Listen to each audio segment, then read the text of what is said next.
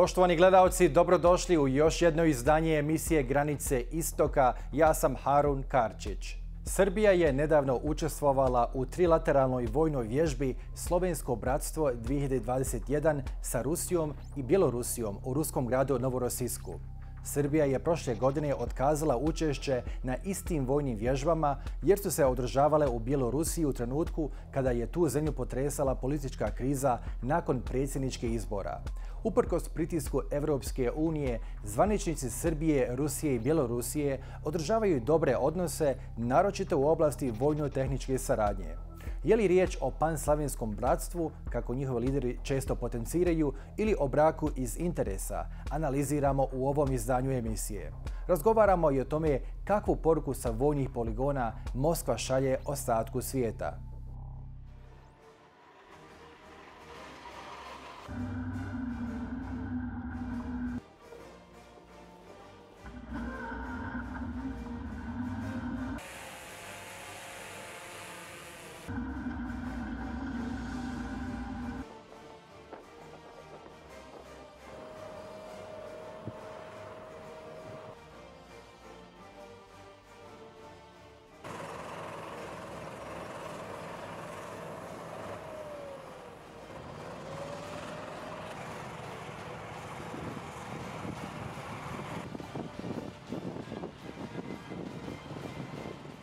Prije razgovora sa našim gostima, pogledajmo grafiku o intenzitetu vojne saradnje te tri države proteklih godina.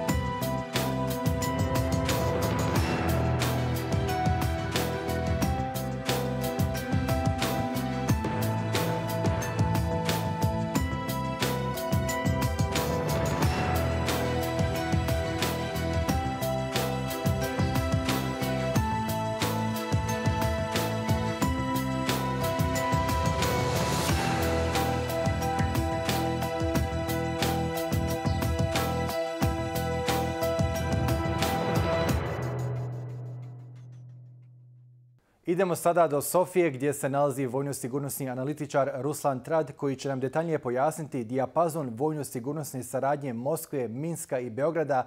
Ruslan, hello and welcome to the Al Jazeera Balkans channel. Now, the Slavic Brotherhood military exercise took place over the last couple of days in the Russian city of Novorossiysk. Along with Russia, special forces from Belarus and Serbia also took part. How significant is this military exercise compared to the previous Kavkaz and Zapad military exercises? I think that every of these military exercises are equally important, both for Russia and the participants, and also for the international monitoring. I mean, the EU and United States are closely monitoring the whole situation surrounding preparation and the actual military exercise, because this exercise between Belarus and Russia and Serbia, the preparation began even few months earlier. So this is very important as political message and also for cooperation between the three countries. We should remind that last year Serbia decided to stay back on the background of Belarus political crisis and anti-government protests there. And on that time, Serbian special forces not participated in a military exercise. So this year, they decided to participate, and it is important that while most of the international attention is on Zapad or Kafkas exercises, this is very important for Eastern Europe and Central and Southeast Europe. So I mean, this is equally important to the both other exercises. Now, how would you assess cooperation between Moscow, Minsk, and Belgrade? I mean, is it about Slavic brotherhood and Orthodox ties, as they often claim, or is it more as a marriage of convenience among countries that are more or less alienated on the international stage? I can say we can count both reasons. I mean, in ideological level, Slavic brotherhood exercise is both prepared as pro-Russian, pro-Slavic brotherhood, in literally meaning of this word. And the propaganda in Belarus and Russia and Belgrade is promoting that literally as brotherhood between these countries. On political level, the situation is a little bit different. I can recall that just before a few days, Serbian forces participated in exercise together with Bulgarian and United States forces during Shabua military exercise. So Serbia is acting more pragmatically than Belarus and Russia. And yes, Belarus and Russia have more special connection. I mean, in the background of this trying of Putin to integrate institutions of Belarus to Russians. So Serbia, in this exercise and in the background of all geopolitical process, is more pragmatically playing now. Mm-hmm. Now, as you mentioned, Belarus and Russia have very close, very tight military and political cooperation. Serbia has been cooperating both with NATO and with Russia and with Belarus. Russia has been pushing for a closer union or in even political integration with Minsk. Does Moscow still seek to create joint defense forces with Belarus as a way of protecting its West? This is the long-term idea of not only of Vladimir Putin, but the political elite in Moscow. Belarus is considered by Russian nationalists a part of Russia. And this became even a very hot point of Russian political propaganda between nationalist groups, both in Belarus and Russia. So in the long term, I think Russia will try to cooperate and even integrate more closely with Belarusian institutions, and including the security services. But in the same time, Lukashenko have his own ideas how to proceed with that idea. He wants to be more equal partner, not subsidiary of Putin. So in the long term, it may be possible, but for now will be more dangerous. I mean, Russia now is pressured on almost every of its borders. It is not by consequences that this exercise is on Krasnodar region, close to Crimea, close to Ukraine, and the last year it was in Brest region, also close to Belarus. So Russia is now considering every option, but I think Putin will delay this strong cooperation with Belarus for now. Mm-hmm. And finally, how far will Russia go in securing its position in the Balkans, especially vis-a-vis its cooperation with Belgrade? And how is this related to Russia's greater interest in securing a larger presence along the Black Sea? Balkans is very important region for Russia. We know that this is not from yesterday or few years ago. It is continuous politics in the region by Russian Empire and then the Soviet Union and now Russian Federation. Balkans and Southeast Europe is strategically important for Moscow.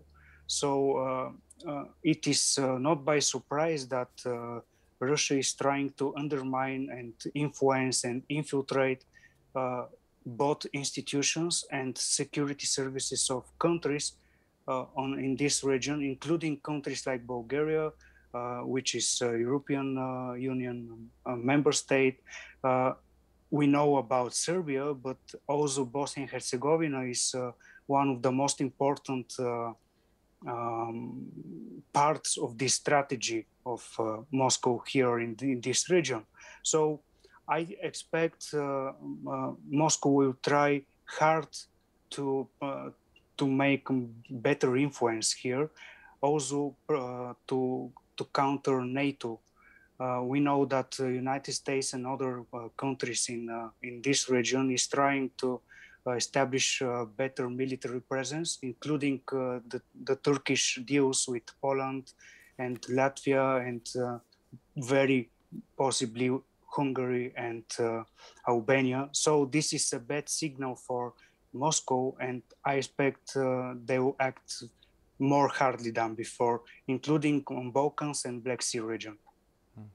Ruslan Trad, it was a pleasure speaking to you. Thank you so much for your time. Thank you for invitation. Hibridni rat se ne objavljuje, što više često se i poriče. Kada je 1979. godine Sovjetski savez izvršio invaziju na Afganistan, službeno to nije bio rat, nego internacionalna pomoć bratskom afganistanskom narodu u borbi sa imperijalizmom. U slučaju sa Ukrajinom, Rusija je otišla korak dalje i poricala prisustvo svoje vojske u Donjecku. Slično je bilo i sa ruskom podrškom predsjedniku Lukašenku tokom antivladanih protesta u Bjelorusiji. Više detalja o ruskom hibridnom ratovanju u nastavku.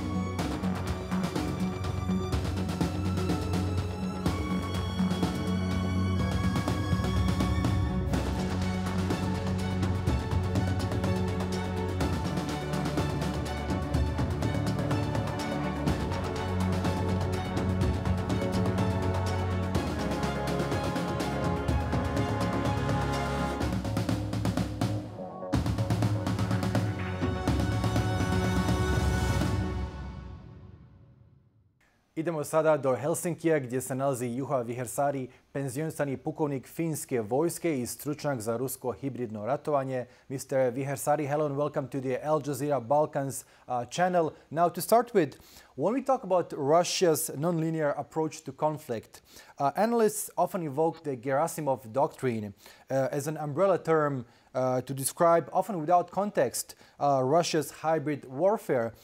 What, in your view, does this entail, and what are Kremlin's major toolkits in its hybrid warfare? First of all, when we talk about Russian hybrid warfare, I would like to underline the nature of that. The Russians see it as a class of civilizations, and everyone should understand this starting point. And what comes to this toolkit, it's mostly, and to the,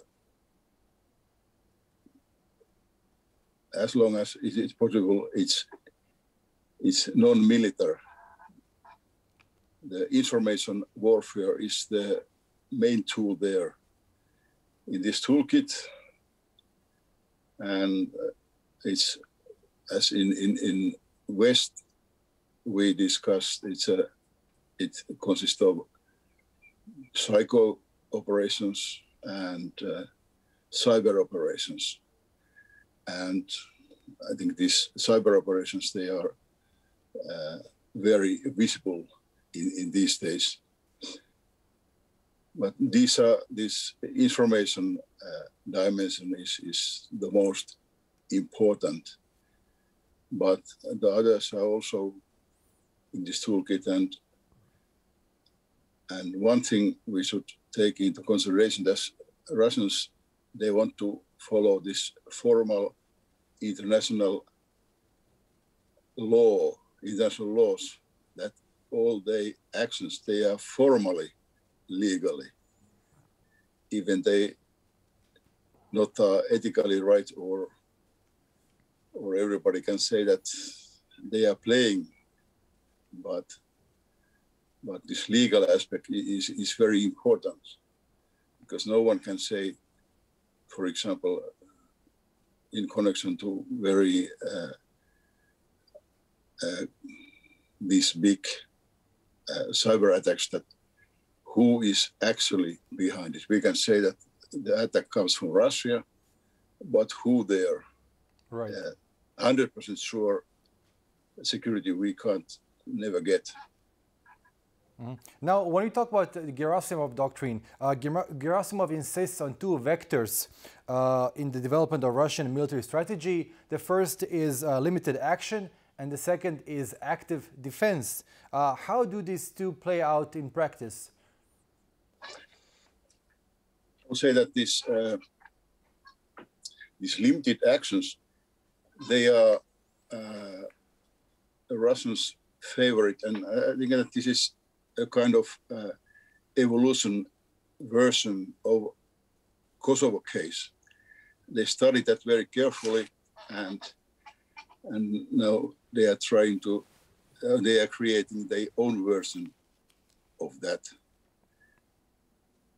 And these actions, these limited actions, they think mostly that they will happen within the countries of a collective security treaty organization, so that they will get invitation in case of problems, for example, insurgency or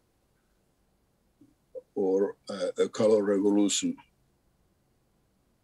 And like in Syria case, they got official invitation from Assad, and they had legally, international legally, permission to go there.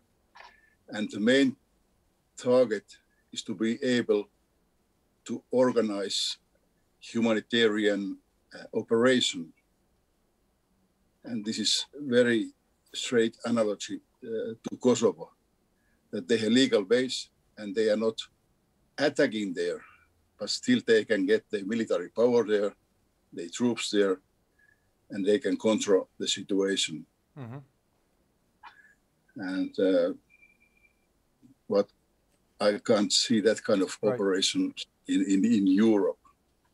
Right. Russia's now military interventions in Ukraine, in Georgia, in Syria, in Venezuela, and more recently in Libya raise the question of whether the Kremlin is still being opportunistic, or whether it is considering revising its military strategy to better project its force around the globe based on a single playbook. How do you make sense of that? First of all, I would say that they are very different cases. Ukraine and Georgia, they are alarming cases from Russian point of view. They have vital interests there. NATO is coming next to their border. And there they, from their point of view, they have to act. And in Syria, they have vital interest to remain the naval base and also now the air base in that part of Mediterranean.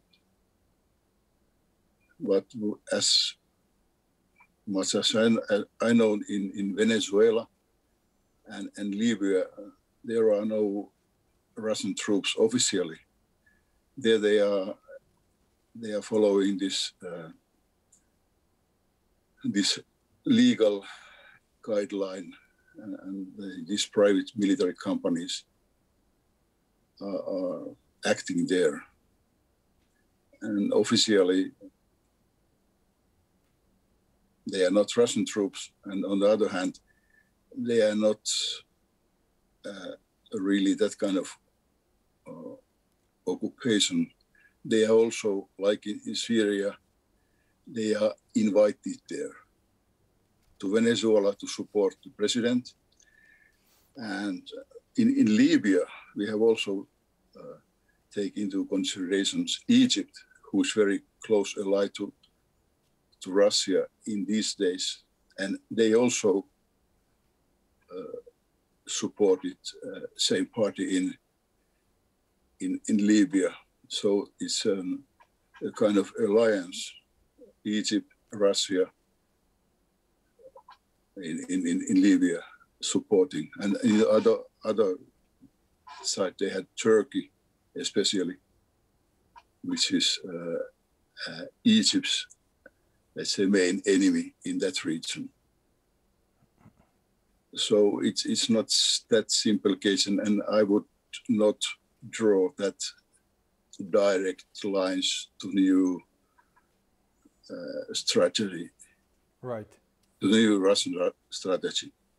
And finally, for all the noise and commotion around Russia's hybrid warfare capabilities, would you argue that Russia's military is the implementer or the creator of Russia's muscular foreign policy? And how would you assess relations between President Putin, Chief of Staff Gerasimov, and Minister of Defense Sergei Shoigu?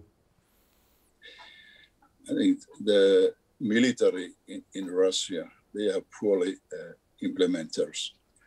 And Gerasimov is very loyal warrior of Putin, but only as a subordinate. He doesn't belong to, as far as I know, to the friend class. But he's very loyal, a loyal friend. And Shoigu, he is kind of friend class and he's a guarantee for Putin because he doesn't has military background. He's a civil engineer who got a nice post in Ministry of Emergency Situations in the 90s, and from that route he got his position.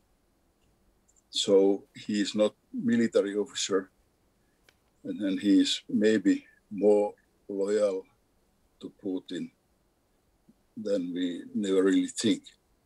But what comes to officers and Russian officers and Soviet officers, have you ever seen that they would even think to rebel, to revoke? They have straight line from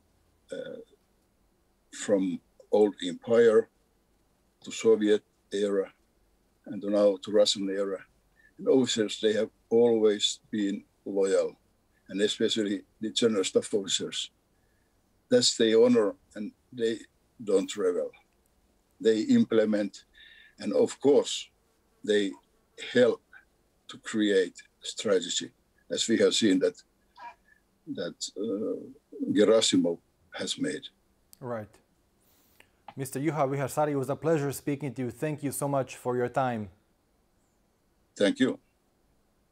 Poštovani gledaoci, iz Helsinkija nam se uključio Juha Wihersaari, penzionisani pukovnik finske vojske i stručnjak za rusko hibridno ratovanje.